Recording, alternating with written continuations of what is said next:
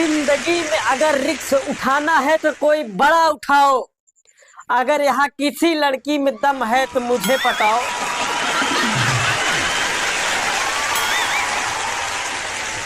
नमस्कार, प्रणाम। अपने इस शो में आप लोगों का हार्दिक स्वागत एवं अभिनंदन करता हूँ। भाई साहब, अगर आपको दुनिया का सबसे बड़ा युद्ध देखना है और उसका भरपूर आनंद लेना है, मैं सच कह रहा हूँ, अपने बीबी को लंबी छुट्टी पर घुमाने ले चलने का प्लान बनाइए।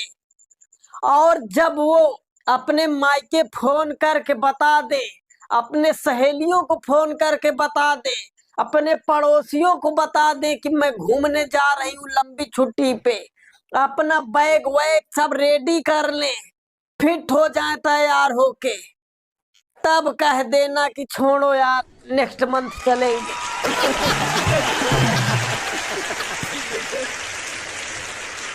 कसम से बता रहा हूँ, जो युद्ध होगा ना, भरपूर आनंद आएगा।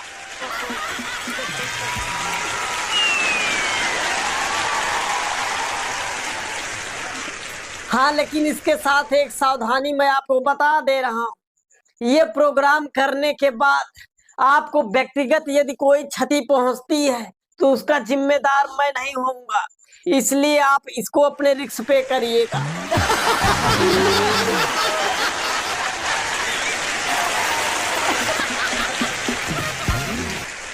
लेकिन अगर आप खुश रहना चाहते हैं जीवन में तो फिर जो मैं कह रहा हूँ वो करिए। माँ का पैर डेली दबाया करिए।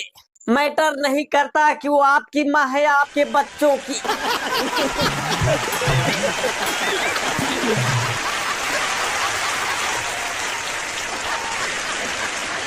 अच्छा, कुछ लड़कियां आजकल घूंघट का विरोध करती हैं, और मैं सच बता रहा हूँ, ये वही लड़कियां हैं जो शादी से पहले अपने प्रेमी के साथ कपड़े से मुंह बांध कर घूमा करती थी।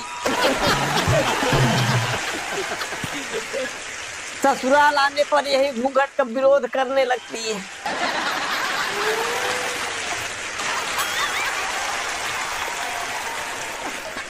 और हाँ, आपने भी सुना होगा कि पत्नियां कहती हैं कि मैं आपका 7 जन्मों तक साथ दूंगी। भाई साहब, ये पहले की पत्नियां देती रही होंगी। कल मैं बाइक से आ रहा था, दोनों लोग, रास्ते में मेरी बाइक पंचर हो गई। मेरी पत्नी बोली कि ठीक है, आप इसको पैदल घसीट के दुकान तक ले आइएगा, वहां बनवा के घर आइएगा। मैं ऑटो से घर चल रही।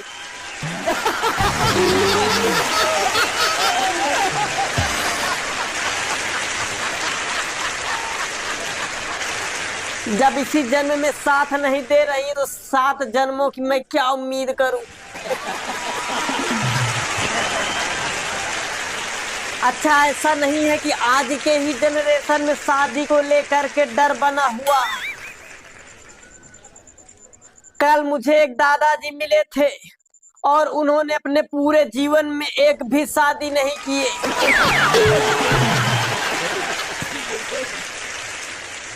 मैंने उनसे पूछा कि दादाजी, आपने शादी क्यों नहीं किया?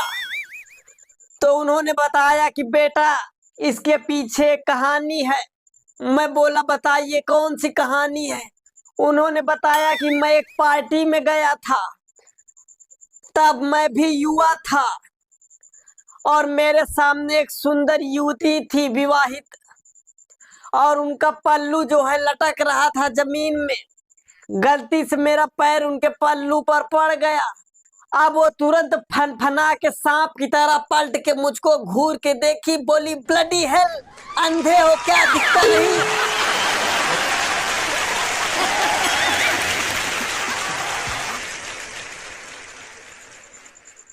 अब मैं हकलाते हुए माफी मांग रहा हूं उनसे। तब तक उनकी निगाह मेरे शक्ल पे गई। वो शर्माते हुए मुस्कुरा के बोली, अरे माफ कीजिएगा, मैं सोचा कि मेरे पति हैं।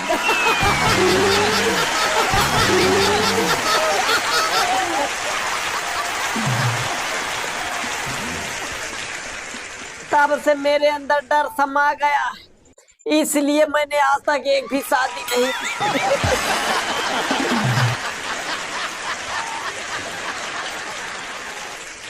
अच्छा, कुछ बेचारे तो इतने मजबूर होते हैं उनको लव मैरिज करनी पड़ती है। लेकिन एक बात है, लव करने से आदमी कई चीजें सीख जाता है, जैसे कि धीमी आवाजें सुनना, धीमी आवाज में बोलना,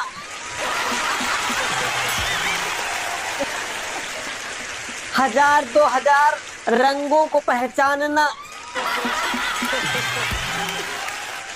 लड़कियों के अलग अलग तरह के कपड़ों को जानना,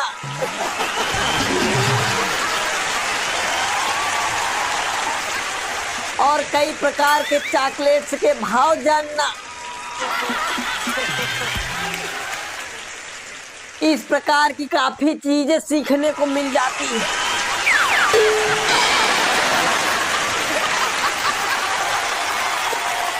अच्छा, जिन लोगों की अरेंज मैरिज होती है उनके घर तो बच्चा पैदा होता है, लेकिन जिन लोगों की लव मैरिज होती है भाई साहब, उनके घर तो प्यार की निशानी पैदा होती है।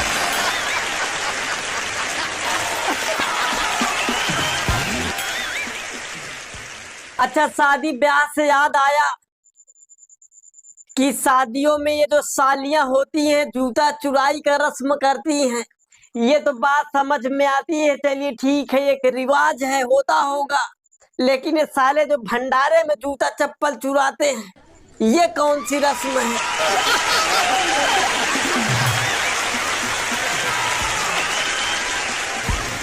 साला वहां से नंगे पैर आना पड़ता है घर तक।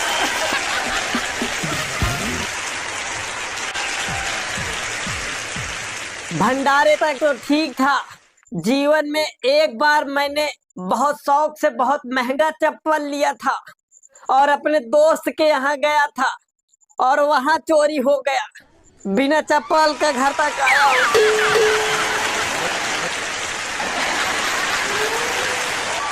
अच्छा भाई साहब, कुछ लोग इतनी ज्यादा और अजीब टाइप की अंग्रेजी बोलते हैं कि लगता है कि इन महाशय जी को जेड के आगे भी कुछ पढ़ाया गया है। हम लोग उससे वंचित रह गए।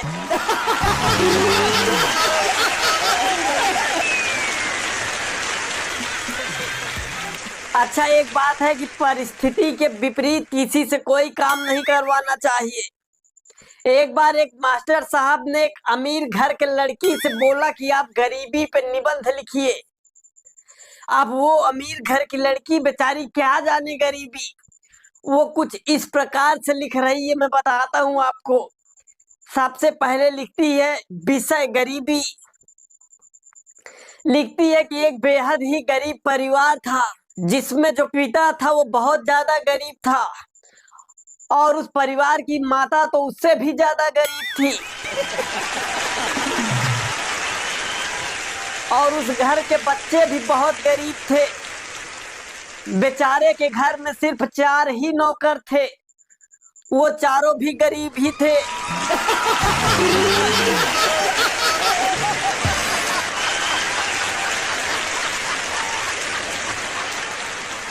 उनके घर में एक ही कार थी, वो भी पुरानी मर्सिडीज।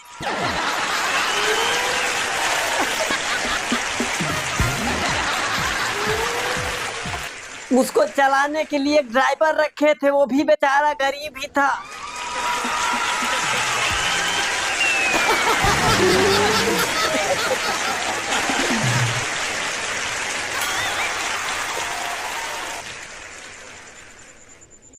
और वो गरीब परिवार बेचारा हफ्ते में 3 दिन ही 5 स्टार होटल जा पाता था खाना खाने, बाकी के दिनों में घर पे खाना खाता था।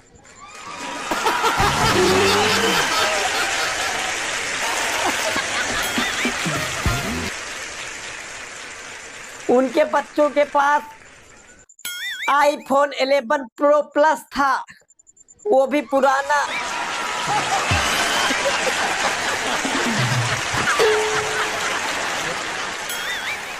और उनके पूरे घर में 2 ही एसी थी, वो भी सेकंड हैंड।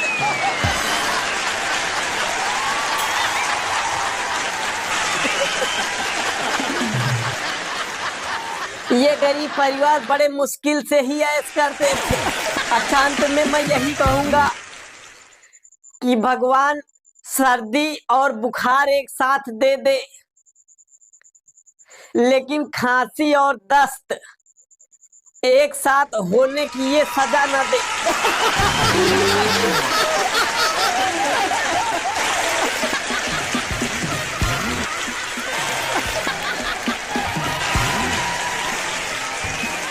तो कैसा लगा ये वीडियो? अगर अच्छा लगा हो तो कमेंट बॉक्स में कमेंट करके जरूर बताएं। अगर चैनल पे नए हैं तो चैनल को सब्सक्राइब कर ले। मिलते हैं अगले वीडियो में, तब तक के लिए जय हिंद।